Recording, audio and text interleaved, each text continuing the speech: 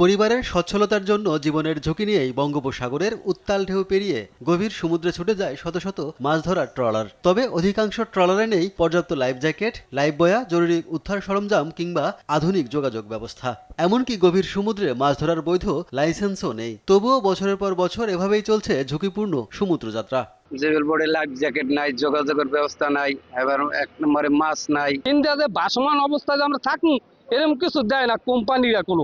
এই বোটগুলো সাগরে যায়, কিন্তু আবহাওয়ার সঠিক সময় না যাইতে পারি মনে করেন যে বোটগুলো মায়ের পরে জেলেদের একটা জানার কোনো নিরাপত্তাই আমরা কোনো ভাবেই পাইতেছি না। চলতি বছরের জুলাই মাসেই ঝড়ের কবলে পড়ে ডুবে যায় অন্তত 10টি মাছ ধরার ট্রলার। নিখোঁজ হন 50 জনেরও বেশি জেলে। কেউ দিনরাত সাগরে ভেসে থেকে ফিরে এলেও কয়েকজনের এখনো কোনো খোঁজ মেলেনি। ট্রলার মালিকদের দাবি, পর্যাপ্ত নিরাপত্তা সরঞ্জাম সংযোজন করতে বিপুল ব্যয় হয়, যা বহন করা অনেকের পক্ষেই সম্ভব নয়। গভীর সমুদ্রে ফিশিং করার জন্য যে আসলে লাইফ সাপোর্ট যেগুলো প্রয়োজন, এই সামগ্রীগুলো কেনার জন্য যে অর্থের প্রয়োজন, সেই অর্থ আসলে তাদের হয়ে ওঠে না। ফাংশনিং যে মালামালটা ওইটি সরকার যদি দিয়ে দেয় তাহলে এটা সবচেয়ে ভালো হবে।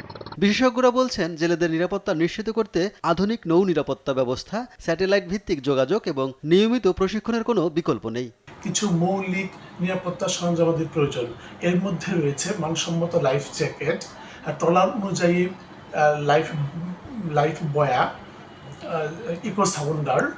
মৎস্য বিভাগের তথ্য বলছে, পটুয়াখালীতে সমুদ্রে মাছ ধরার অনুমতি রয়েছে মাত্র 1000 ট্রলারের, অথচ বাস্তবে সাগরে যায় 10,000-এরও বেশি ট্রলার। জেলা মৎস্য কর্মকর্তা জানিয়েছেন, অনিবন্ধিত ট্রলারের বিরুদ্ধে অভিযান চলছে। পাশাপাশি জেলেদের নিরাপত্তা নিশ্চিতে নেওয়া হচ্ছে প্রয়োজনীয় পদক্ষেপ।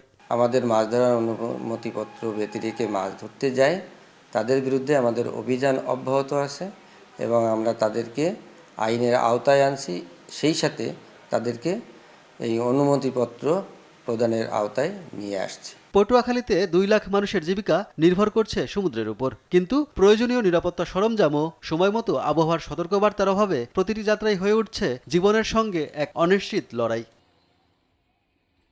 সুব্রত গাইন, নিউজ ডেস্ক, দেশ টিভি।